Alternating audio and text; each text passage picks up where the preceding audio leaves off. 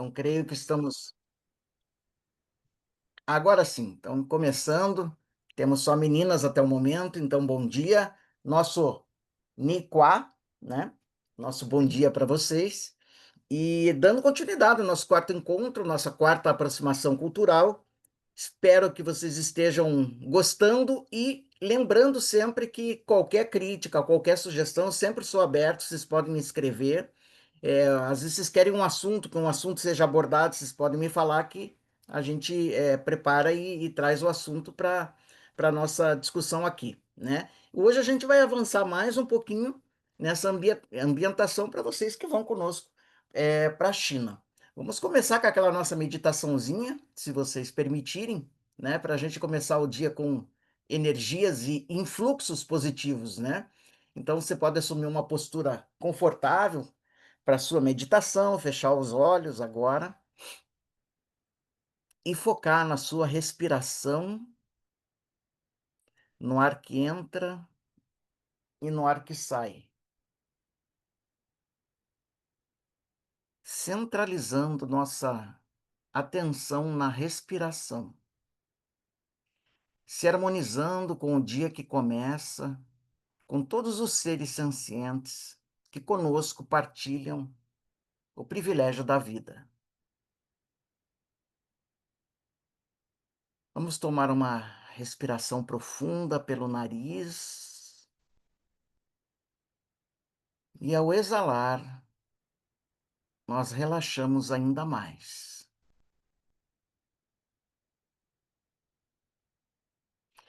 Visualize que você está envolta em uma redoma de luz dourada, a luz do Buda Amitabha, do Buda da luz infinita, que é compassiva, é amorosa, é maternal, é acolhedora. Veja essa luz, essa nuvem intensamente brilhante, dourada, te envolvendo, trazendo benefícios em todos os planos do ser, físico, psíquico, emocional e espiritual. Deixe que essa luz dourada vá interpenetrando em todas as células e regenerando. Sinta que você está conectada agora a esse campo de força magnífico do Buda Amitabha, onde só há perfeição. Tudo é paz, alegria, tranquilidade, saúde, vitalidade. Banhe-se nessa energia dourada. Descanse nela e permita que ela faça todas as transformações necessárias para a sua felicidade. Deixe que ela altere em você tudo aquilo que possa estar impedindo a sua maior realização.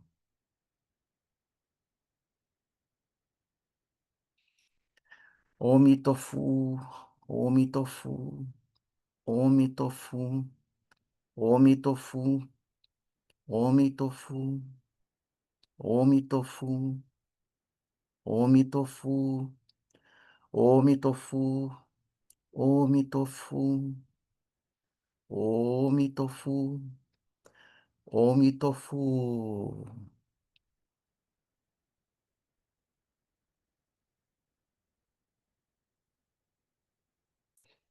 Lentamente vamos voltando à nossa consciência objetiva, com o coração grato pelo influxo de energia recebido e por tudo aquilo que recebemos e certamente ainda iremos receber de positivo. Que assim seja, cachorro. Isso, ótimo. Aqueles que se aprofundaram um pouquinho mais vão voltando. E agora eu vou compartilhar com vocês os nossos slides, né? Para a gente poder dar a nossa aulinha.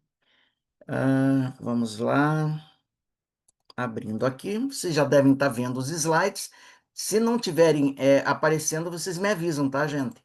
Se não tiver aparecendo nada, daí vocês me avisam. Então, vocês devem lembrar que a gente tinha recomendado, né, o filme The Last Emperor, né, O Último Imperador. Espero que vocês tenham visto. Caso não tenham visto, continua a recomendação, porque é algo que realmente vale a pena, faz um recorte da história da China, um recorte dramático e bastante importante para a gente entender o que a China foi e o que a China atualmente. Lembrando, muitas pessoas me pediram para lembrar uma vez mais o cumprimento tradicional chinês, então trouxe novamente aqui, né, a forma como devemos cumprimentar, o homem colocando o punho fechado da mão envolta com a mão esquerda e a mulher fazendo o contrário, né? Essa é a saudação tradicional. Lembrando que em uma nos nossos encontros eu trouxe uma curiosidade, né? Que em momentos de funeral, né, isso inverte. Mas a gente não deve se preocupar com isso.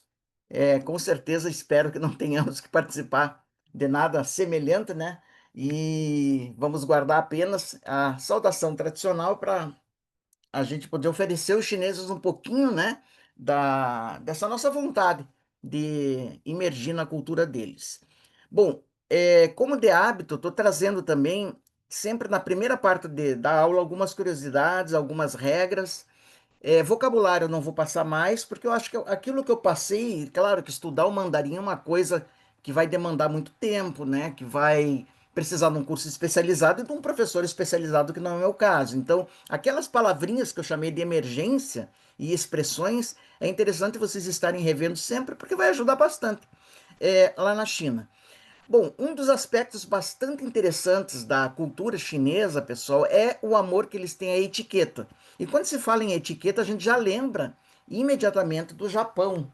Mas o Japão ele bebeu, né? Ele recebeu influência quase que total da China. E isso é muito interessante, porque é a China que vai fecundar o Japão e a primeira coisa quando a gente fala de etiqueta, por exemplo, no Japão, é a perfeição com que eles fazem as mínimas coisas. Na China, isso é elevado a N potência, embora muito da China tradicional tenha sido, digamos que eu não vou dizer que combatido de certa forma e diminuído quando ocorreu a Revolução Cultural, na década de 60, né? E o Partido Comunista Chinês passou a endurecer, né? Eles tentaram, de certa forma, apagar a China imperial, a China tradicional e alinhar o país à modernidade. De qualquer forma, você não altera o DNA espiritual de todo um povo tão facilmente. Então, eles viram que não adiantou muito, isso continua muito forte, e hoje, digamos que isso permanece, né, de uma forma bastante exuberante. Lembrando que esse cuidado com a etiqueta, esse cuidado com a perfeição nos atos, que a gente atribui, a gente imputa, né, aos orientais, mas quando fala-se em etiqueta, principalmente China e Japão, está simbolizando, de certa forma, as leis que regem o universo e a geometria sagrada, né? O que é a geometria sagrada? É que nada é feito de forma caótica no universo. Tudo é ordem, é ritmo, é precisão. Tudo é harmonia. Então, o oriental, e principalmente o chinês e o japonês, eles querem refletir essa harmonia universal nas mínimas coisas.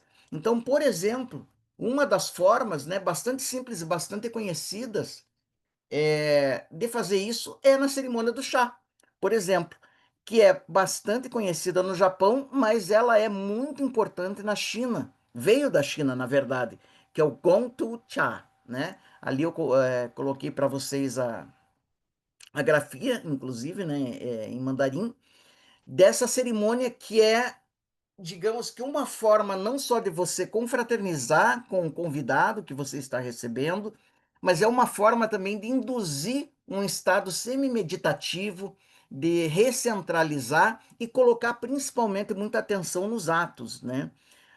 Na simetria, na paciência, na resiliência. Então, uma cerimônia que é realizada na China, né, o Gong Cha, muito frequentemente, em especial quando se está recebendo uma pessoa. quando se está recebendo uma pessoa, né? Então existe todo um cuidado de preparar o chá, de ferver a água, de preparar a erva, de misturar a erva na água, existe todo um gestual apropriado, e isso vai, digamos, que induzindo isso, que é interessante, né? A partir de uma ritualística externa, isso vai induzindo uma certa calmaria interna. E esse é o propósito da cerimônia do chá. Vocês já devem ter ouvido falar, por exemplo, que no Japão eles têm também uma cerimônia parecida com a arquearia, né, que é com arco e flecha. Existe uma cerimônia inclusive do budismo Zen, que envolve o disparo do arco e flecha. Ali o meditante ou o praticante vai treinar a atenção, vai treinar a respiração, vai treinar o foco, né? Vai treinar a calma e principalmente a presença. O que se quer nessa cerimônia especificamente é isso que eu estou falando para vocês, a presença, treinar a presença. É aquele momento, estar inteiramente presente naquele momento e nos atos, por mais mínimos que sejam, né? Nós temos que nos doar inteiramente. Interessante que o budismo, né, vai infundir muito disso para essas regras de etiqueta. E antes dele, inclusive, o taoísmo também.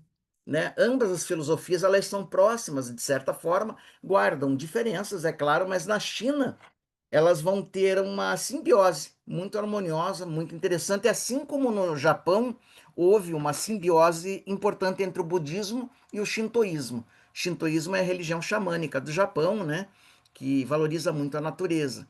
Então, na China ocorre o mesmo, uma simbiose muito harmoniosa entre o taoísmo e o budismo, e isso vai influenciar a cultura, o dia a dia deles também, até em coisas assim, atos, né, digamos que corriqueiros, como, por exemplo, servir o chá. Então, tudo é transformado numa questão de ritualística, num convite ao recentramento, né? Ao convite à calmaria. Bom, nossa amiguinha aqui apareceu de novo, né? A Min, para nos trazer um outro segredinho da China, que é muito interessante, achei, que são a questão dos Siti, que são os leões guardiões, que vocês vão encontrar e a gente vai ver muito, principalmente nas edificações tradicionais chinesas, que são, geralmente eles são colocados, aqui eu não consegui uma imagem, mas pares, em pares, sempre são dois leões. Qual que é a função deles? Protetores, né? É uma forma simbólica de proteger, embora muitos chineses mais tradicionais acreditem mesmo que uma carranca, né? Uma estátua feroz vá afugentar os maus espíritos, né? Então, era de praxe na China tradicional, como ainda é de praxe, né, para aqueles que ainda se dedicam à construção, à edificação de templos, de espaços públicos, de monumentos, colocar um par de leões guardiões, né? E não só leões também, a gente vai ver agora na sequência que existe um outro animal, o leão é um animal real, mas existe um animal mítico que é praticamente amado na China, que é o dragão, né? Nós vamos conhecer. Então, geralmente são o leão e o dragão, né? Os dois animais assim mais venerados, mais respeitados na China. E no caso de ambos, né? Mas com atenção, né? Com atenção ao leão, são colocados fazendo às vezes disso aqui, gente, gárgulas, né? Nós temos uma símile aqui no Ocidente, que são os gárgulas, que, como vocês sabem, eles estão colocados aí principalmente em catedrais góticas, né? Começou nas catedrais góticas, né? Essa prática de colocar esses seres, né? Digamos que carrancudos, né? Essas carrancas, né? Para alguns seriam demônios, seja o que for, ou monstros, né? Na fachada externa das catedrais góticas, também para, digamos que, proteger, manter as energias que não são boas à distância, mas também aqui trazendo só uma curiosidade para vocês, no caso das catedrais góticas, os gárgulas, que vem de gargouille, né, da francês, o termo, significa garganta, né, ou esôfago. Então, eles também faziam a função de escoador de água. Olha que interessante, de calha. Então, isso é bastante interessante. Saía, como sai ainda hoje, a água da boca dos gárgulas, né? Da Europa, né? Principalmente das catedrais. Mas vocês vejam que você tem, então, um certo parentesco, né? Será que os gárgulas ocidentais das nossas catedrais receberam essa influência dos seus irmãos orientais, dos seus gárgulas orientais? Quem sabe? Nada é impossível. A gente lembra que nada está separado e que as culturas conversam, elas se interpenetram, elas se influenciam, e muito do que nós achamos que é algo que é autóctone nosso, que é algo que é original da nossa cultura, muitas vezes deve ou bebeu em culturas mais antigas, né? Então, bastante interessante. Então, lembrar aqui dos nossos.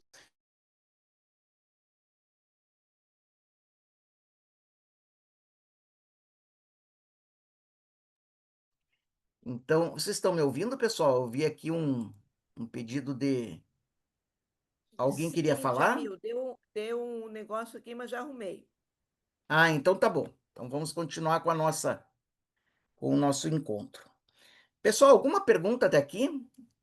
Tranquilo? Podemos ir para frente? Então vamos. Qualquer coisa, Eu vocês tenho podem uma abrir. pergunta, Jamil. Eu Sim, tenho, eu tenho uma pergunta. Não sei se é pertinente, mas é que claro, fique à vontade. tu estava falando que talvez a gente não se deparasse com funeral, né, com alguma situação de funeral. Mas eu já queria aproveitar esse gancho para saber como que os chineses são sepultados. Se Então, são sepultados ou se são cremados. assim, muito mais do que na Índia existe, né? Vocês, como vocês sabem, eu estou falando da Índia porque são países próximos e culturas que se influenciam, né? Na Índia você tem duas formas de sepultamento, né? Que é a cremação e a inumação, né? A cremação ela é destinada, digamos, às pessoas melhor posicionadas, né? Principalmente da casta Brahmane, mas a inumação, que seria o enterro, ou você mergulhar o corpo inteiro, né? No Ganges é reservada aos mestres. Olha que interessante, os mestres não são cremados, no caso dos gurus e sadhus. A China ela vai mais para a inumação, para o enterro, embora Uhum. exista a cremação lá também. É uma prática, até porque é uma prática que está se mundializando, né? Como uma prática dita mais higiênica, mais rápida e etc. Mas eles tradicionalmente enterram também os seus Ok, mortos. Tá bom? obrigada. Nada. Mais alguém? Então tá. Então vamos lá. Vamos novamente voltar aqui. Então voltamos para o nosso gárgula, né? E vamos para frente. Olha aqui, ó. Chegou o dragão, que é o long, né? Ou dragão. Dragão em chinês e mandarim, na verdade, é long. Long, né? Então o dragão é amado, pessoal. Se a gente pode chamar de um animal, um pet, vamos chamar assim, um pet nacional do Japão, não, perdão, da China, né? É o dragão, é o Long, né? Em mandarim. E ele vai estar, digamos que, tão simbioticamente unido à cultura da China que ele aparece em várias cerimônias, né? Uma delas, talvez a principal, e é a que vocês vão lembrar, talvez com mais frequência, é a dança do dragão, né? Que é Wulong, né? Wulong. A dança do dragão, ela é feita, né? É constituído um dragão, né? É tipo assim, como se fosse uma serpentina, né, com uma cabeça de dragão. Vários voluntários seguram, né? Um segura a cauda, outro segura várias partes do corpo, né? Com varas e um segura a cabeça do dragão. Daí existe toda uma performance que é feita, né? Toda uma performance que é feita para que isso ocorra. Eu trouxe um trechinho, pessoal, um trechinho da cerimônia do Wulong para vocês verem, feita, olha que interessante, num templo em São Paulo, que é o templo Lohan, que é um templo de Kung Fu Shaolin. E eles, como sendo Kung Fu Shaolin, também é um templo budista, né? E eles fazem, né, para honrar até a tradição chinesa, a questão do Wulong. Então eu vou tentar compartilhar para vocês terem ideia, um trechinho, né, rápido disso aqui. Então eu só tenho que acionar aqui, ok, ok, ok, tá? Vou agora sim. E aqui eu vou só abrir, só um pouquinho, pessoal.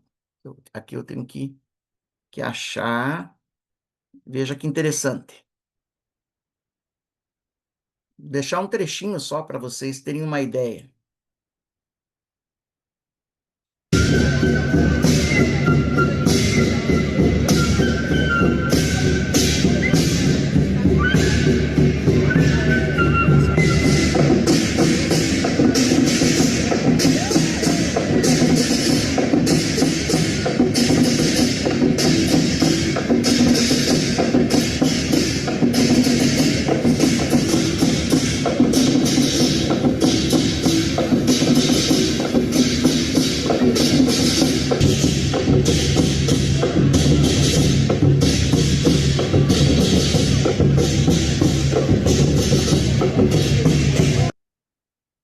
Então, bem rapidinho, só para vocês terem uma ideia de como é que é performada, né? Essa essa cerimônia muito interessante, feita pelo Templo Lohan, na China.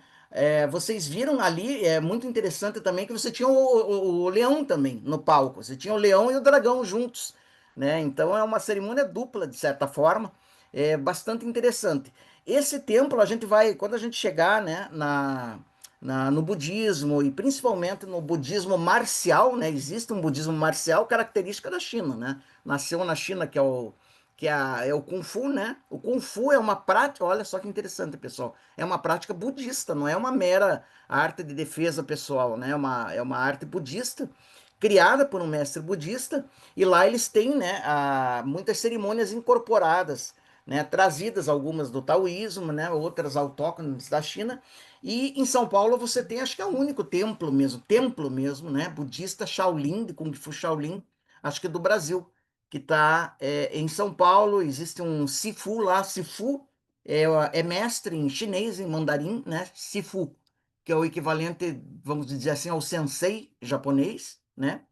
Então, que ele apareceu até ali na performance, aquele rapaz tipo eu, mais avantajado, assim, com uma barba grande, né? Ele se formou, que é o Marcelo, ele se formou Kung Fu Shaolin na China mesmo. E ele conseguiu autorização do templo Shaolin tradicional na China, nas montanhas da China, para abrir um templo aqui, ou uma filial aqui em São Paulo, aqui no Brasil, né? Então é realmente bastante interessante. Mas isso a gente vai chegar ainda nas nossas aulas, vamos falar de artes marciais, vamos falar do Kung Fu Shaolin, vamos falar do tipo de budismo que eles praticam, até porque nós vamos até lá, né? Então a gente vai assistir uma performance, uma apresentação dos monges praticantes. Bom, aqui umas dicas e umas informações mais práticas também sobre a China moderna. Interessante também de trazer, né? Então, por exemplo, a China tem a maior e a mais rápida malha de trens bala do mundo, né? E também posso acrescentar que é mais moderna. Então, esse título não está com o Japão, né? Geralmente as pessoas acham que é no Japão, mas é na China, até pelo tamanho da China, pelo tamanho da população, né? E por esses saltos, né, científicos e tecnológicos que a China vem dando. Então, tudo lá se resolve com trem-bala. Trem-bala para tudo. O Mohan, até quando acho que na nossa primeira reunião, falou, né? Salvo engano, agora já não lembro se ele falou na reunião ou ele falou para mim depois, que é realmente uma maravilha. Esses trens chegam a 400 quilômetros por hora e você não sente, com conforto, e permite cruzar a China, né? Então, realmente bastante interessante. Eles têm, claro, que uma malha aérea, né, também muito moderna, mas essa implantação, né, ferroviária dos trens-bala realmente mudou a configuração da China, né, das locomoções na China moderna, né? Não sei se está incluso, eu não lembro agora no nosso itinerário, ter uma experiência com trem-bala, quem sabe? Então, realmente é uma coisa bastante interessante. Outra coisa interessante, vocês sabiam que a China tem réplicas em tamanho real dos principais monumentos mundiais? Então, eles têm uma réplica da Torre Eiffel em tamanho real, eles têm uma réplica, segundo ouvi falar, de outros monumentos assim bastante famosos, o Arco do Triunfo, enfim, monumentos mundiais, né, que são muito conhecidos em tamanho real. Eles têm uma obsessão, por incrível que pareça, pela arquitetura ocidental. Veja só que interessante. A China moderna, tá? A China moderna tem essa obsessão. Então, eles têm réplicas aí em tamanho real de muitos monumentos. Então, possivelmente veremos alguns também lá. Outra coisa, a China celebra mais de 1.000 festivais tradicionais. Então vocês vejam aquilo que eu falei para vocês, né? O DNA cultural e às vezes até espiritual de um povo não é apagado, né? Por uma ideologia política, por mais tempo que ela dure, isso está enraizado, né? Na constituição, vamos chamar assim, de todo um povo, né? Então a China mantém, né? E o partido, vamos chamar assim, né? Que trata de gerir politicamente a China, viu que era inútil querer tirar tudo isso, né, do chinês. Então hoje eles entendem que é um patrimônio cultural da China. Então todos esses 1.000 festivais, né, mais de 1.000 festivais são ciosamente celebrados e é, performados, né, na China, e possivelmente veremos um ou outro lá né? Assim como é comum, né? Não é tão incomum você encontrar na Índia casamento indiano, né? E vocês sabem que o casamento indiano é uma obra de arte à parte, né? Já começa vários dias antes do casamento. Os chamados penetras, que aqui no Ocidente são considerados penetras, lá são bem-vindos, eles ficam felizes e etc, né? China vai ter também os seus equivalentes, né? Mais de 1.000 festivais tradicionais. Outra coisa interessante, a taxa de alfabetização da China é superior a 96%. Isso foi resultado de um esforço. Não era assim, né?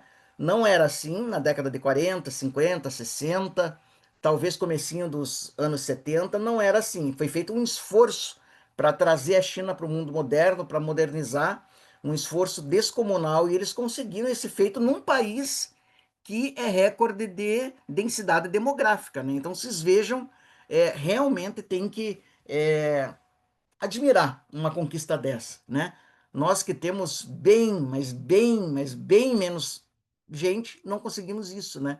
E claro que isso não depende só, né? Ali tem toda uma série de fatores, né? Mas a China realmente colocou como prioridade essa alfabetização, né? A instrução, né?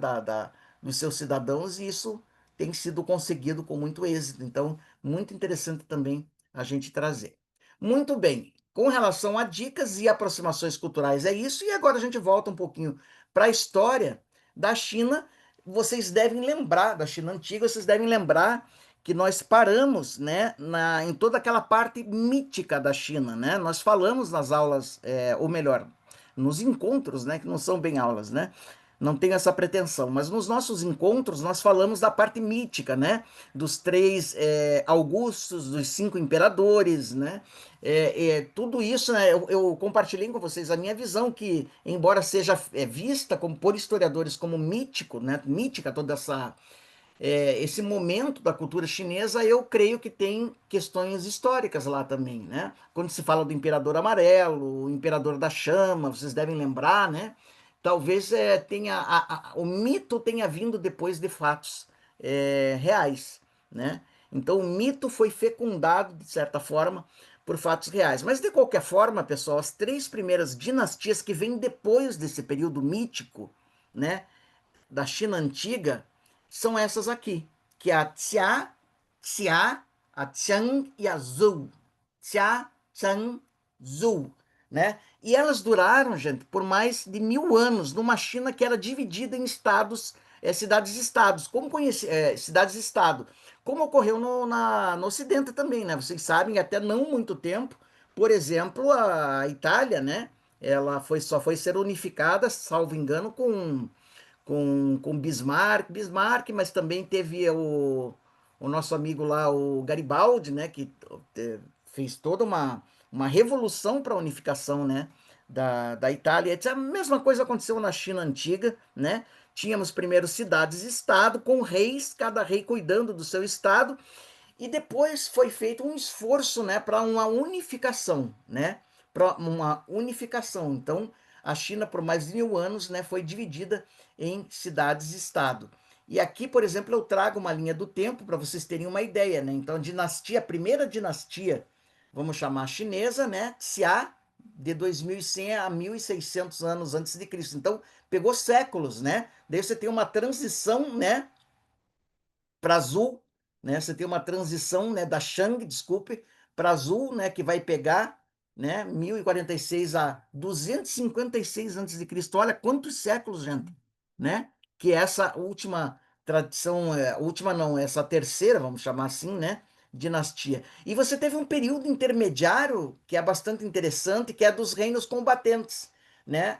Antes de vir a quarta dinastia, que é a dinastia Qin, que é quando vai surgir o primeiro imperador mesmo de uma China unificada. Dá Então, só licença, Jamil. Eu só estou vendo a tela da Dança do Dragão. Você ué, mudou a tela? mudei a tela. Mas Só não está ela não. Vamos tentar de novo, então. não tá aparecendo. Agora sim, saiu a tela, mas estava Tá. com ela há muito tempo. Eu vi que você mudou o assunto. Sim, sim. Vamos voltar, então. Todo mundo estava com esse problema, gente? Ou só ela? Todo mundo com esse problema? Ué, que estranho. Então, vamos tentar compartilhar de novo. Algum fenômeno parapsicológico aconteceu. Tá. Quando, Isso. Mudou? Correto agora, com as dinastias. Foi justamente quando você começou o Isso. assunto novo.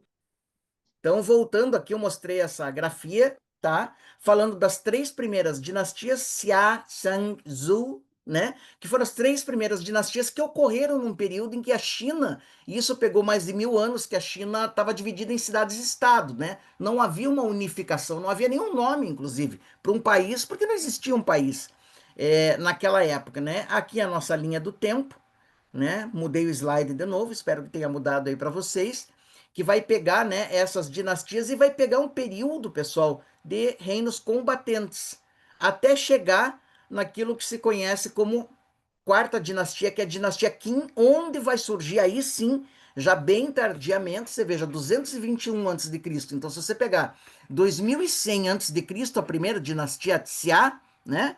Até 221, você veja quanto tempo deu até conseguir uma China unificada, né? E o primeiro imperador de uma China unificada. Então vocês vejam que levou tempo. E aqui tem uma coisa muito interessante: nós temos esse nosso querido amigo aqui, que teve um papel assim importantíssimo, principalmente nas dinastias, né?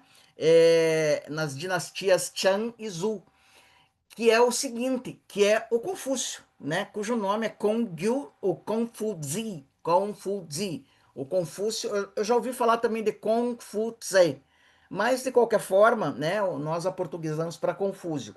E ele pegou justamente esse período, principalmente das cidades-estados aqui, né? E também da China e principalmente dos reinos combatentes. E ele propôs uma política, começa com ele, inclusive começa com ele também, pessoal. Confúcio começa com ele toda essa questão da etiqueta, de você viver de uma forma harmoniosa, estética, né?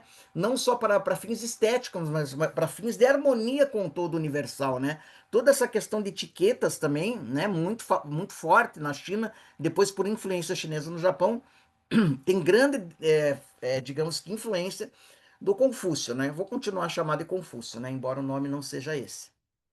Então, isso é bastante interessante. Então, o Kongyu, né? O mandato do céu, né? Ele postulava o Confúcio que a China deveria ter um imperador só e que tivesse uma espécie de mandato do céu, ou seja, ele deveria refletir as virtudes, deveria ser um cara probo, virtuoso, que elevasse todo o povo através da virtude, não necessariamente através da guerra e da desarmonia. Então, Confúcio ele vai agir, digamos que logo antes da quarta dinastia, que é quando houve a unificação da China sob o comando de um imperador só. Então, logo antes, você teve essa influência do Confúcio através de uma filosofia toda voltada, né, para um adestramento. Adestramento não é uma palavra muito boa, mas seria mais ou menos isso, né? Um adestramento moral, ético e, por que não dizer, até espiritual de todo um povo, mas no seu período de vida ele não conseguiu ver, digamos que isso se concretizar. Isso vai começar, digamos que, a ganhar terreno na China a posteriori, né? E aqui nós temos, por exemplo, o nosso amigo primeiro imperador histórico da quarta dinastia, que é a dinastia Qin, né? Já tardiamente em relação a essas datas aí antes de Cristo, né?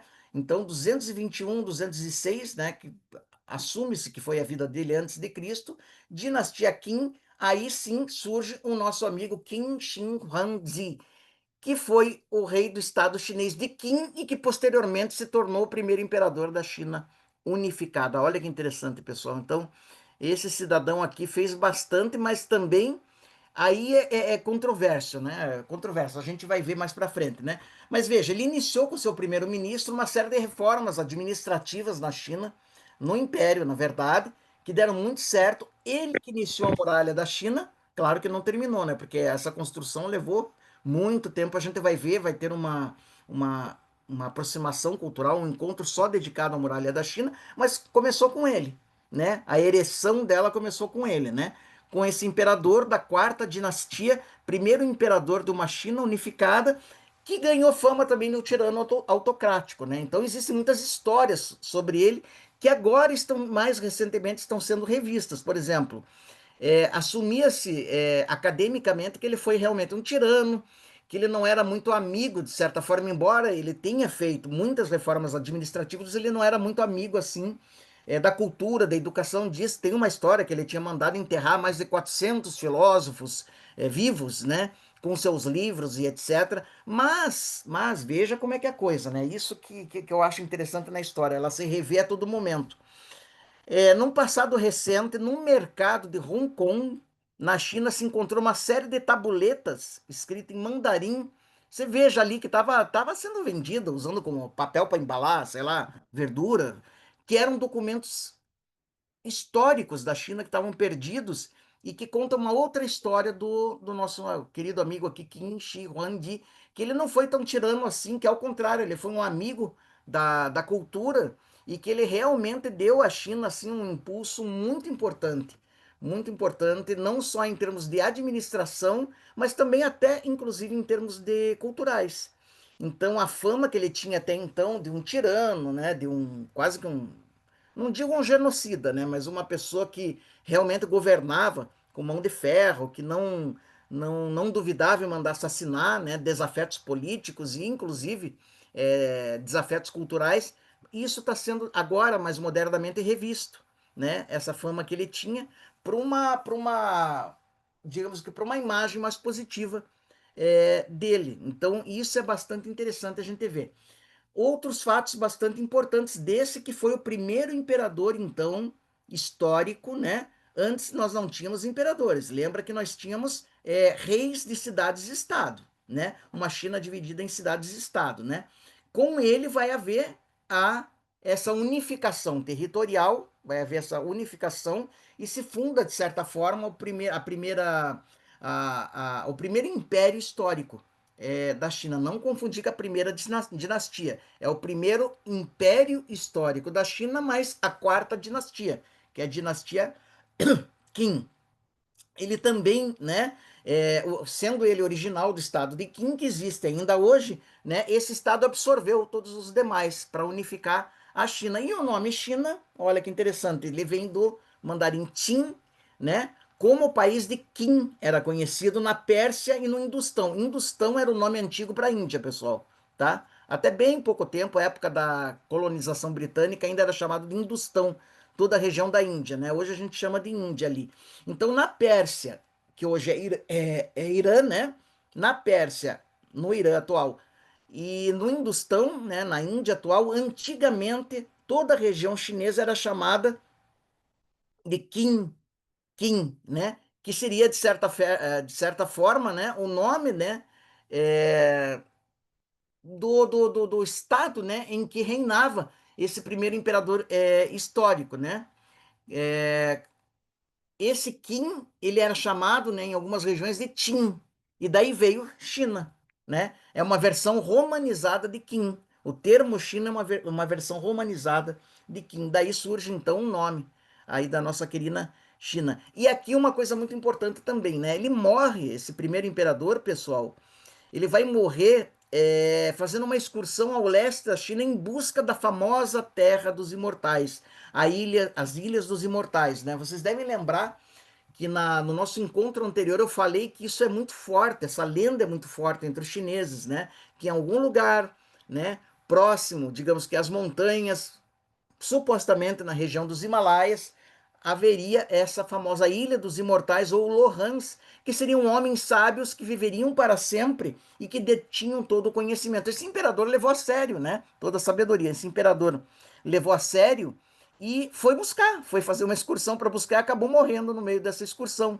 os chamados imortais. Então, essa tradição é importante vocês guardarem, porque ela também está de certa forma, no DNA, eu diria até no inconsciente coletivo da China, né? Essa noção dos Lohans, dos imortais, da Ilha dos Imortais ou da Terra dos Imortais, né? Que em algum lugar, por isso esse respeito tão grande dos chineses pelas montanhas e também por toda aquela região de Himalaias, né? Muitos ainda chineses assim mais tradicionais, né? Mais antigos, ainda acreditam que em algum lugar nas montanhas sagradas deve existir uma comunidade de sábios que detém toda a sabedoria e que não morrem nunca, né? Daí vem então a lenda dos imortais, dos Lohans na China. E o nosso bom imperador Qin fez toda uma excursão para descobrir se isso era verdade e acabou morrendo durante essa excursão. E interessante aqui, daí a gente fazia agora uma interface, né,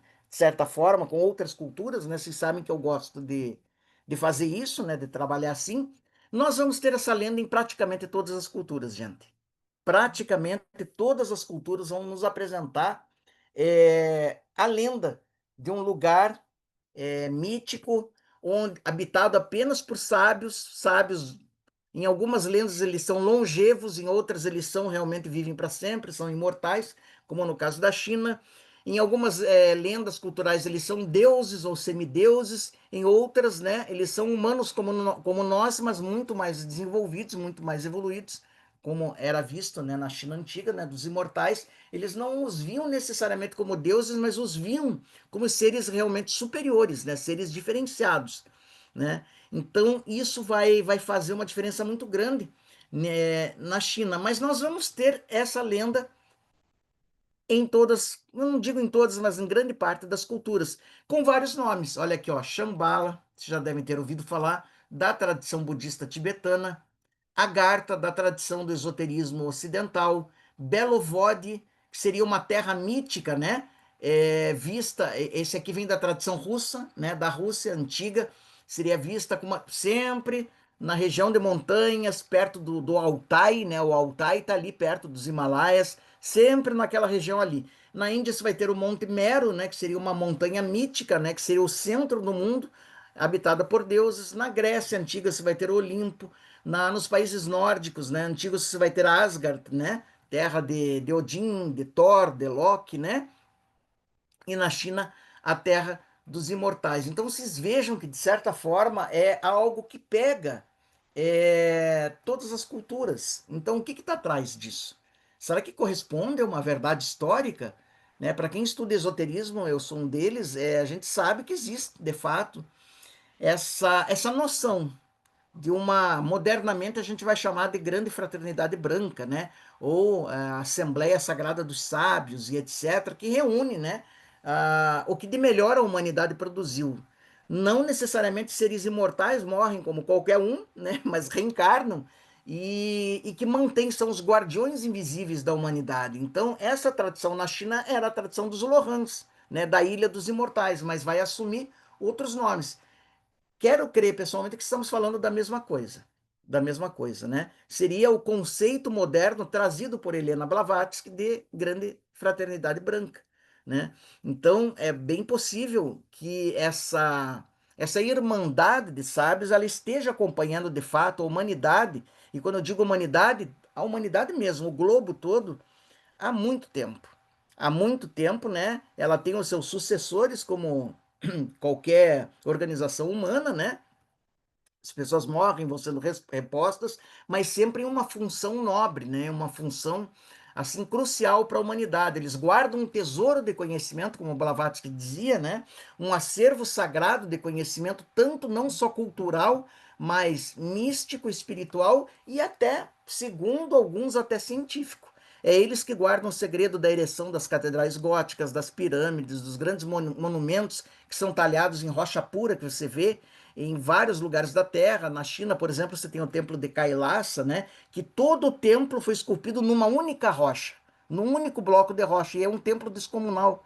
Hoje a gente não tem condição de fazer isso. Como é que eles fizeram, né? Então se diz que, né, que essa irmandade ela detém esse conhecimento todo e ela está aí influenciando a civilização há muito mais tempo do que a gente imagina. E na China vai receber o nome de Lohans, né? De Ilhas dos Imortais, né? E você veja que o nosso imperador aqui, o primeiro imperador histórico, naquela época, na época dele, já ouviu e foi tentar descobrir se era verdade ou não. Então, daqui a gente depreende que na época dele já era uma noção muito antiga.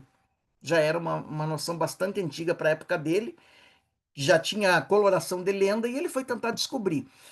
Numa outra perspectiva, pessoal, seres como, por exemplo, Confúcio, Lao Tzu, Zoroastro, Krishna, Pitágoras, Buda, Jesus, e tantos outros que deram um impulso, né? Um impulso moral, um impulso à civilização, vieram dessa famosa Terra dos Imortais, que se tem uma sede física, não sabemos, né? Blavatsky dizia que havia uma sede física e que ficaria de fato nos Himalaias, mas que ela se estende de certa forma e se ramifica por todo o globo, né? E que envolve de fato, de lá que partem, digamos que os emissários, para dar um impulso à humanidade. Não para mudar a humanidade, porque isso ninguém consegue, nem é objetivo deles, né? Mas para trazer diretrizes. Daí é conosco se a gente vai ouvir ou não, né? Eu sempre ouço, né? Acho que compartilhei com vocês, né? Mas Jesus veio para salvar o mundo, mas a gente tá pior do que na época dele, então não salvou, fracassou. Não é isso, ele não veio para isso, ele veio para trazer um código, para trazer diretrizes que, de certa forma, reconfigurassem todo um povo da época localizado, e isso se mundializa. Mesma coisa com Buda, com Krishna, com Zoroastro, com Pitágoras, com Apolônio de Tiana, com tantos outros, né? Alguns são considerados até lendários, como Orfeu, por exemplo, que na Grécia Antiga é considerado, não se sabe se ele foi uma personagem histórica. No esoterismo a gente entende que ele foi um mestre iniciado no Egito, né? Deu um primeiro impulso à Grécia, depois na esteira já vem Pitágoras, né? Quer dizer, muitos séculos depois. Depois vem Sócrates, antes de Sócrates, né? Heráclito, e tantos outros, né? Parmênides, Empédocles, né? Depois você pega o período socrático e pós-socrático, etc. Enfim, esses seres eles vêm, né, para não deixar, vamos chamar assim, a civilização desaparecer. Eu particularmente creio que a gente só continua como humanidade por causa deles, por causa desses sistemas que, embora depois do desaparecimento do seu impulsionador original, eles se degenerem quase sempre num aspecto exotérico, externo, em teologias, às vezes, que são dogmáticas, asfixiadoras, politizadas, né? Como ocorreu com o cristianismo, por exemplo, né? Que não era uma religião unificada e organizada até o século IV, né? Ele vai se tornar, a igreja cristã vai se tornar, digamos que, esse império político, né? No século IV, com Constantino e com Teodósio, né? Quando as várias igrejas que estavam espalhadas, as várias comunidades cristãs, são unificadas sob a regência de um imperador romano que vai importar toda a administração, toda a técnica administrativa do Império Romano e vai incluir na administração da própria Igreja Católica. Então, todos os cargos e até alguns ritos da Igreja, não sei se vocês sabem, são baseados no antigo Império Romano.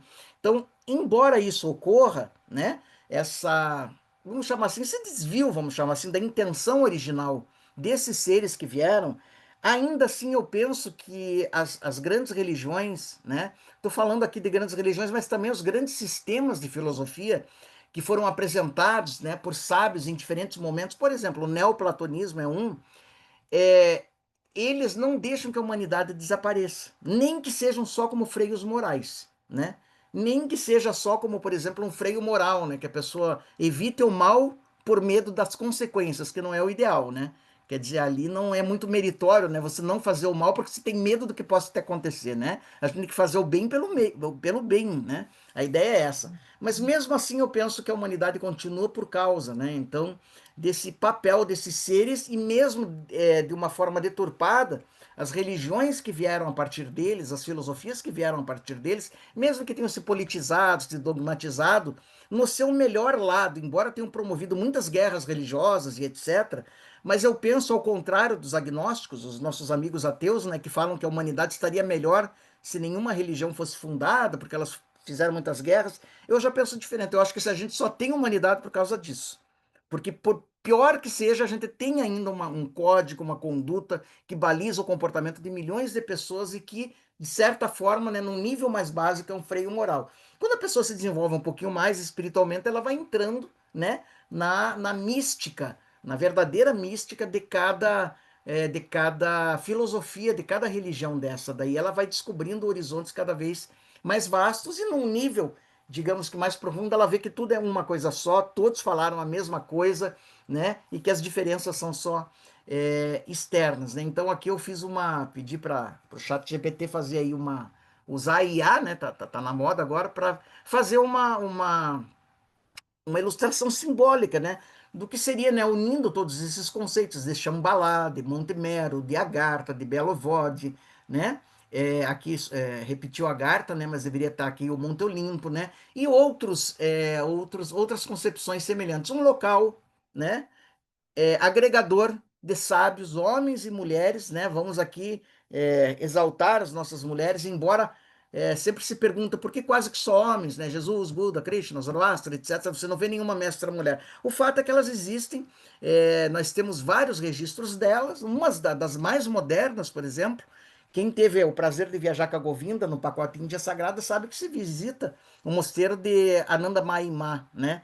Que foi uma das grandes místicas da Índia contemporânea. Então, nós temos as mestras, mas pelo fato da civilização ter virado mais patriarcal do que matriarcal, nós já tivemos civilizações matriarcais no passado, com culturas matrifocais, mas elas foram substituídas por culturas patriarcais. A mulher, infelizmente, não tinha muito espaço para manobra e muita expressão. Então, talvez por isso, muitos sábios reencarnaram em corpos masculinos para poder manejar e agir e circular de uma forma mais desimpedida. As mulheres, infelizmente, sempre foram muito perseguidas, ocultadas. Veja a perseguição às bruxas, né? Que não é um xingamento ou um elogio. Quando te chamarem de bruxa aí, meninas, digam muito obrigado, porque na verdade as bruxas eram médicas, curandeiras, magas, né? Eram mulheres de grande sabedoria, mas que foram taxadas, né? De demoníacas e etc., e perseguidas, e muitas delas, infelizmente, assassinadas. Tudo isso está sendo recuperado hoje, como eu sempre gosto de dizer, com o movimento de Sagrado Feminino, Círculo de Mulheres, que está felizmente equilibrando, né, novamente, e tomara que de forma definitiva, né, os pratos da balança. Lembrando que espiritualmente a gente não tem gênero, né, não somos nem homem nem mulher, mas quando encarnamos temos as duas polaridades e manifestamos mais uma delas. Então, pessoal, com relação à questão, deixa eu só olhar o meu, que eu vou falando e vou me perdendo aqui temos uns minutinhos finais. Com relação a informações, são essas que eu preparei para vocês. Então, tivemos várias aproximações culturais, tivemos dados históricos, tivemos um pouquinho de filosofia, e agora quero, se alguém quiser falar, gostaria de ouvir vocês, como é que vocês leram tudo isso, se faz sentido para vocês, se vocês têm alguma pergunta. E tem uma dica de filme ainda, né? O segundo filme para a semana que vem. Mas se alguém quiser falar sobre o nosso encontro de hoje, agora é o momento. Fiquem à vontade, só abra o microfone daí.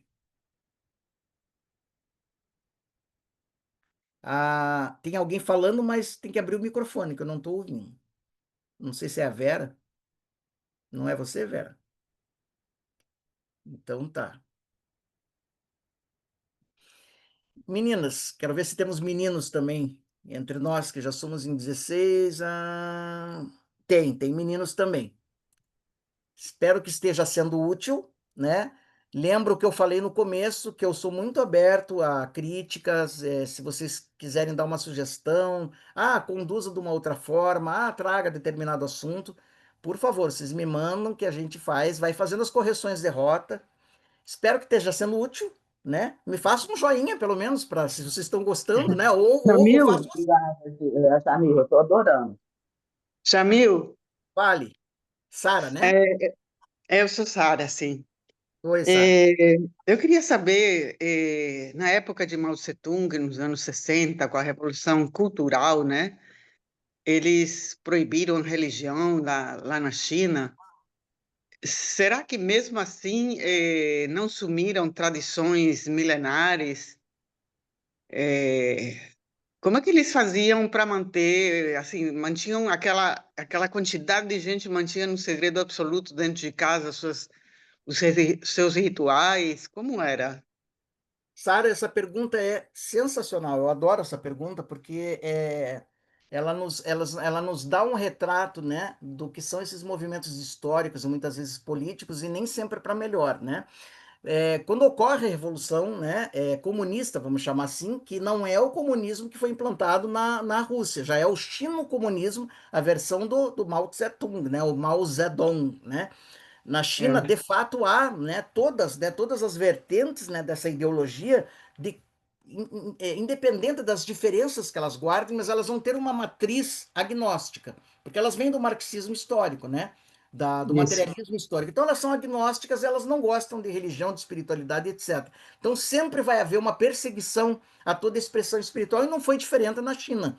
Então, houve realmente não só perseguição, houve destruição de templos, perseguição de monges, de tradições espirituais, dizimação, né, de culturas. Então, algumas de fato desapareceram.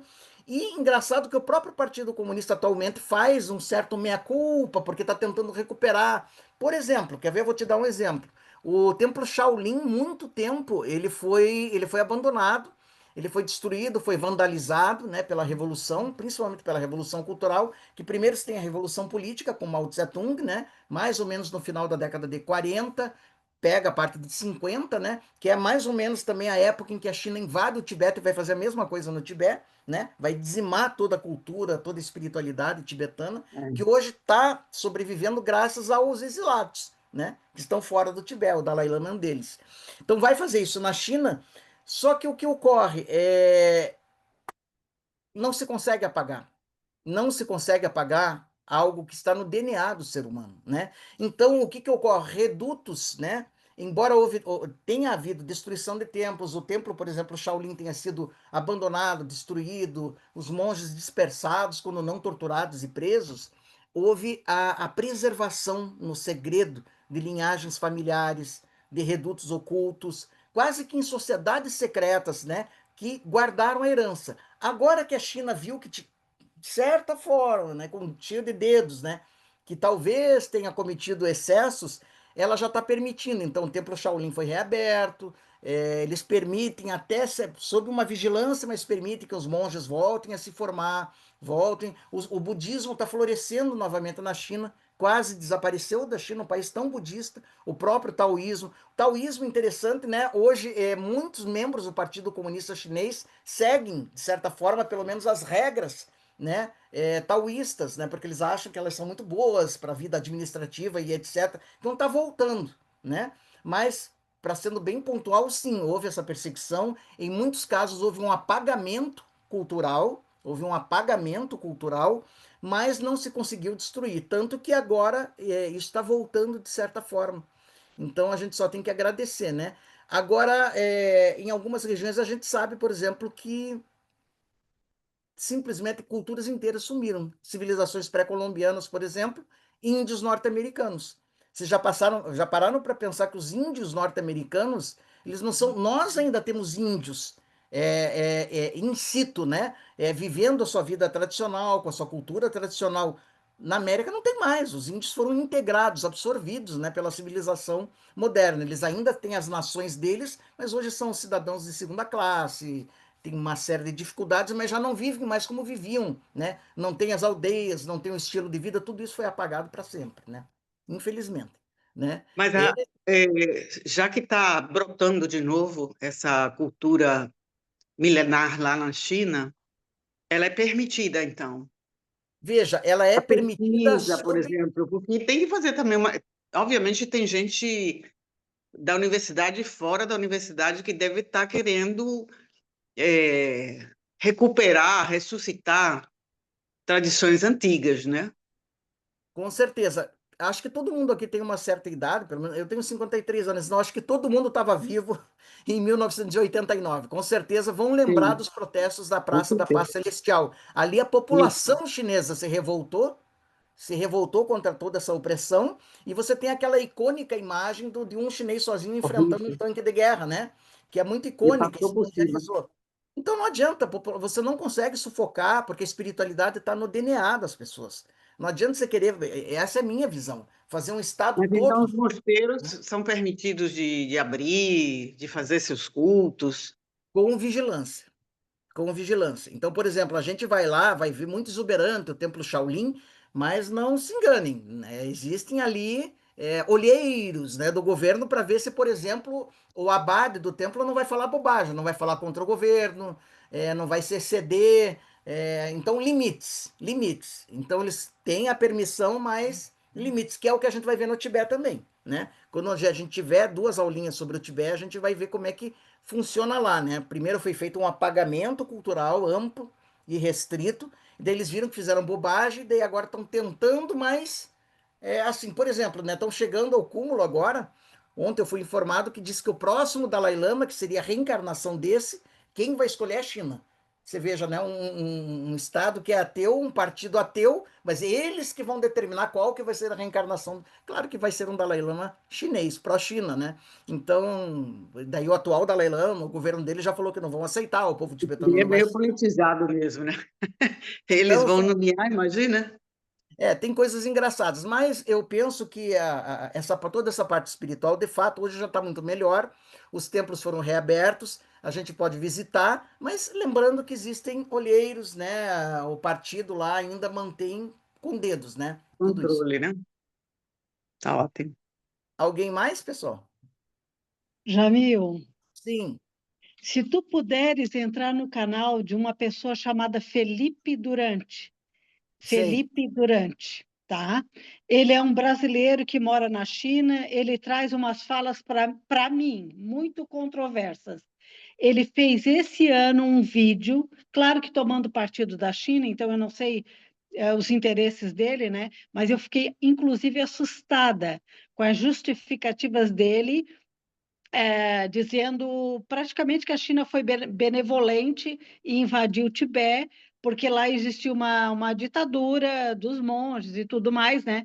Mas, ao mesmo tempo, como a gente tem informação, ele não relata o período em que isso ocorreu, porque foi durante a ditadura do Mao Tse-tung, que era extremamente violenta na China, né? E nesse vídeo, como ele está trazendo a fala dele sobre o Tibete, ele traz uma justificativa por que que a China quer escolher o novo representante lá, né? Do Dalai Então, Lama, né? eu assisti, Então, eu conheço, assisti o vídeo e o Felipe ele é pró-China. Não sei nem, sim, não estou dizendo que que isso seja sim, verdade, mas sim. talvez até seja subvencionado pela China para as viagens dele lá, para os estudos Eu dele, tenho esta, olha, tu falou, verbalizou uma coisa que eu tenho esta impressão. sabe? Porque Tenho é a impressão, impossível. Eu tenho a mesma sensação, né? Jamil, porque é E, impossível o sujeito nunca apontar nada de negativo, que, na entendeu? verdade, o que ele reflete, né? Ele até pode trazer informações culturais, informações da China contemporânea, muito interessantes, mas ele ecoa a doutrinação Sim, ideológica da sim, China. sim, A China sim, está fazendo isso sim, com tibetanos. Elas pegam, o que que elas fazem? Elas sim, sequestram monges tibetanos. É sempre assim a mesma história. Descobriram um grande mestre tibetano reencarnado numa família. Os próprios sim, monges budistas e tal. A China vai lá, sequestra, leva para a China e dá-lhe, né, doutrinação comunista para que quando ele se tornar um líder mais tarde, ele vá ser um pró-China. Só que está acontecendo sim, um tiro pela culatra, porque os chineses não sabem o que está acontecendo, que normalmente essas crianças tibetanas que são levadas para a China para adestramento, quando chegam na adultez, elas se revoltam e viram pró-Tibete. sim, Então sim. é muito interessante. Então ocorre, né? Isso eu posso falar como estudioso, não vou poder falar lá dentro do Tibete, mas Claro, falo, o claro. Tibete não é parte da China, nem etnicamente eles são o mesmo povo. A- Sim, Toda a sim, justificativa que a China dá, ela não tem, inclusive, nem lastro histórico. Mas eles vão defender isso sim, até o fim da vida, não adianta. sim. Mas eu queria te perguntar uma outra coisa, independente de Sim. Felipe Durante e tudo mais. Se tu, ou se a Govinda vai fazer isso, senão eu vou pedir para ti fazer. É, na parte da China moderna, trazer, que já está assim, em praticamente todo o país, trazer como que está a funcionalidade das coisas para a gente não tomar um choque quando chegar lá. Então, por exemplo, tu já falou uma coisa, eu vejo em muitos vídeos de mochileiro que vão para lá, eles não usam praticamente mais nada de dinheiro de papel moeda, né? Então, assim, a gente sabe, por exemplo, que as plataformas do Ocidente não podem funcionar lá dentro. Então, nessa parte da modernização, não é só uma mera proibição, é porque eles têm tudo lá, eles têm os aplicativos deles, eles construíram esse mundo digital próprio da China, então não é só uma questão de boicotar. Então, eu não sei se a Govinda, em dado momento, vai apresentar isso, ou se tu pode trazer um pouco disso na China moderna. Com certeza, eu acho até que é minha obrigação trazer isso para vocês. Eu estava Uhum. pensando nisso, né? É mesmo? Já iniciei pesquisas com relação a isso, porque é útil. A gente vai estar lá. né? Existe toda essa questão das plataformas, eles têm as deles, não Sim, veem com bons olhos. Tem algumas até que nem são permitidas, que a gente usa aqui, que não são sim, permitidas lá, né? É que Questão do só monetário. lembrando, Fátima, que a gente sempre faz aquela reunião um mês antes da viagem, sim, com todas as informações práticas. Então, sim, essa questão, foi o Mohan que acabou de viver, passar por todos os lugares, usou todos os cartões e tecnologias e tudo, é ele que vai poder. Claro, a gente tem todo. Ó, chegou alguém. A gente tem todo o amparo das pesquisas que o Jamil está fazendo, mas nada como alguém que esteve lá e passou uhum, exatamente por todos os lugares que vamos passar. Então, essa sim, informação bem prática, ela vai ser passada nessa reunião um mês antes, que a gente vai marcar para os dois grupos ao mesmo tempo, é. tá? Sim, é o próprio Mohan, quando estava lá, e claro, a gente acompanhou, foi uma que os olhos estavam sempre ali, ele já ia falando disso, né? Porque é muito diferente da Índia nesse quesito também, né? Eu não sei o quanto tá, mas assim, tem uns que até você passa o cartão com a tua digital da mão. Imagina você, eles não Sim, estão usando mais cartão físico, é a tua digital que passa que lou- não ter roubo, né? Então, a sim, tecnologia realmente foi no estratosférico o negócio lá, né? sim, Então, mas a gente está indo em busca dessas duas Chinas, da China sim, tradicional, dessa China que chegou aonde chegou, com todo o conhecimento, e conhecer também essa outra China tecnológica e moderna e tudo, né? Então, a sim. gente está indo assim com os olhos bem abertos para conhecer a China como um todo, né? Sim, E obrigada, Rebeca. a gente ter a nossa opinião, né? Porque a gente é influenciado pela mídia, por tudo. Mas quando Sim, a gente sim, sente e vê diretamente, aí sim a gente tem a nossa opinião, né? certo. Pronto, Jamil. Obrigada.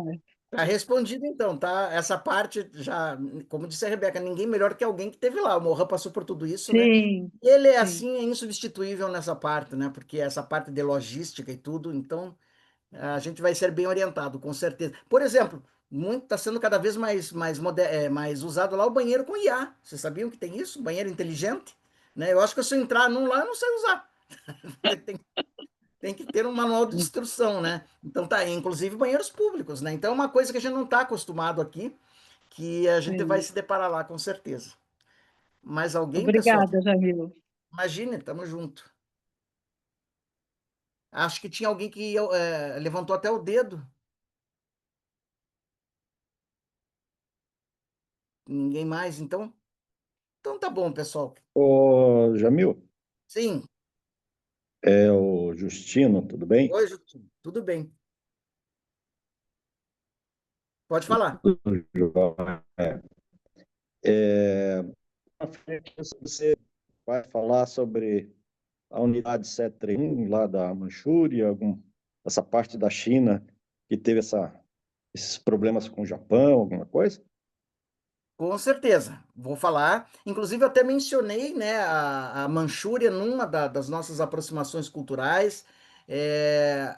Vocês vão ver um aspecto da questão dos Manchus ali na história do último imperador da China. Nós vamos abordar tudo isso sim, pode ter certeza, com mais cuidado. Eu só não sei, eu não sei, a gente vai visitar lá aquelas unidades subterrâneas lá do,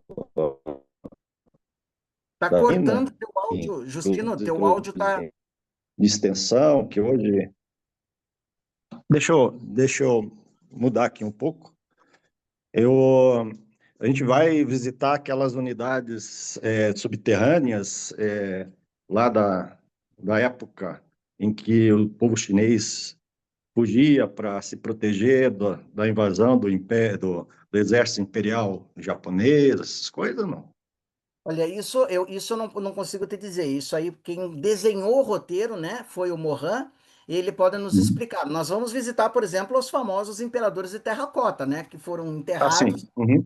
Isso Uhum. aí, isso aí é certeza, né? Agora, se essas Uhum. passagens subterrâneas serão visitadas, conheço a história delas, não sei, mas te trago na próxima. Se a Rebeca não ouviu e não tem a resposta agora, com certeza no nosso próximo encontro Eu também a não gente irá. sei, eu também não sei. Provavelmente não, senão a gente saberia. Em qual cidade Uhum. está, Justino? É Está Manchúria, lá, a região da Manchúria, lá no nordeste da China, eu naquela acho, né? região. Se É. você puder depois colocar para nós em algum lugar que você consiga se comunicar, o nome, porque Aham. às vezes dá para incluir, né? Se não for incluído, ou senão a gente Uhum. confirma que vai ser, Tá né? bom. Daí coloca Uhum. exatamente o nome do local para a gente pesquisar. Tá bom. Tá. Mas isso é interessante, Justino, né? Como a gente falou, acho que foi na última aula, quando caiu, né, o Puyi, né, o último imperador, o Japão tentou restabelecer ele na Manchúria, Uhum. como novamente como Entendi. imperador. É que a última eu não estava viajando não, e não vi ainda, né? Então, eu devo essa aí ainda, mas por isso que eu perguntei, pode ser até Não, que vocês tenham perfeito. falado e estou sendo redundante aí no assunto. Não, de forma alguma, de forma alguma, o que você trouxe não tinha sido abordado ainda e é excelente. Tragam todas as dúvidas que vocês têm. Aquelas que eu não consegui responder, a Rebeca consegue, o Mohan consegue, e assim a gente vai completando a informação e a documentação de vocês, né? A minha parte fica mais para essa parte cultural, filosófica e religiosa, mas essas filigranas, né, de roteiros e etc., também vocês serão informados à exaustão, né, para que a experiência seja a melhor possível para todos. Uhum. Pessoal, o filme, se ninguém mais, não sei se alguém mais quer fazer uma pergunta, Obrigado. imagine, um grande abraço. Deixa eu compartilhar aqui o filme que eu já estava esquecendo. Olha aqui, ó, pessoal. Que é esse aqui, ó. Se vocês puderem ver a Batalha dos Três Reinos, porque ela vai se conectar, esse filme vai se conectar com a nosso próximo encontro, que é o estabelecimento da dinastia Han. Então, esse filme eu vi que ele está inteiro no YouTube, né? Não tá naquela qualidade, mas ele tá no YouTube gratuitamente inteiro, que é um filme de mais de 2 horas que ele vai pegar um recorte da história antiga da China muito interessante, que é uma batalha real que ocorreu. Claro que aqui o diretor, o John Woo, ele parte para umas licenças, né, cinematográficas, mas é muito bonito o filme, trata de um período histórico da China e recomendo a Batalha dos Três Reinos. Então, ele está inteiro no YouTube e, se não me engano, Jamil, você pode... Oi, pode falar. só um instante, a targa o banner do Zoom tá bem em cima do nome do filme. Você pode melhorar isso? Acabei de tirar. E agora? Ainda não. Ué, eu fechei ela. Vou fazer o seguinte, pessoal. Eu vou salvar a imagem e vou colocar ali no nosso grupo, tá? Isso, bacana, obrigada. Porque eu afastei aqui a tarja, não sei por que que ela não saiu. A Batalha dos Três Reinos. E se não me engano, Para o que você ficar acha? no YouTube, Jamil, eu sugiro que, além do post do filme, você pode botar o link, né? Aí a gente já vai direto. Já coloco agora. Sugestão, né? Assim que a gente terminar, eu coloco agora. Tá bom, Beleza. pessoal? Alguém mais? Então é isso, pessoal. Agradeço aí pela oportunidade. Lembro que aqueles que quiserem entrar conosco em transmissão online, a partir das 20 horas, a gente vai estar num evento budista, num espaço budista aqui em Curitiba. Vai ser um evento para apresentar um outro roteiro da Govinda, que é todo focado na vida do Buda, né? Mas vai ser um evento também cultural, vai ter comidinha indiana, vai ter uma meditação que a gente vai conduzir, vai ter uma fala. Então vocês podem, quem não é de Curitiba pode acompanhar online, quem estiver aqui em Curitiba poderá estar lá conosco e eu acho que a Rebeca já passou para vocês todos os dados desse evento, que será ali no Centro de Estudos Budistas Bodhisattva, ali no Alto da 15, na Conselheiro Carrão, a partir das 19 horas. Teremos momentos bonitos lá, com Então, certeza. Jamil, eu estou achando assim, 19 horas vai começar a recepção, A né? recepção. Recepção. A recepção não vai ser transmitida, Não, não. né? Porque a Sim. gente está recepcionando as pessoas. E nem os comes, né? Porque vocês vão ver a gente comer lá, É, não vale, né? Quem não isso eu está lá. disse para quem for de Curitiba. Não sei se tem quem é de Curitiba, né? Quem for e quiser chegar a partir das 19. Ou a transmissão online, a gente vai abrir 19h30. Ok. É quando abre a meditação. E aí, Uhum. 8 horas, porque daí a gente vai seguir certinho, porque tem gente assistindo de fora. E daí, 8 horas, a gente vai começar a apresentação do roteiro. A gente vai apresentar a empresa, apresentar o roteiro. A gente não vai estar com essas caras, tá? A gente vai no salão, tá? E então, a gente Eu, vai... o Jamil também vai passar, dar uma passadinha no salão. não, inclusive, eu vou até tomar banho. Vai ser uma coisa fantástica. Fazer a barba, tomar banho. Tá bom, E, pessoal? e aí é isso, tá? Então é 19h30 no online e presencialmente 19 horas para dar tempo de tomar o chai e dar aquele abraço gostoso. Então, É isso. maravilha. Então, gratidão a todos, tá? E nos encontramos no nosso próximo, na nossa próxima aproximação. Até lá. Até lá.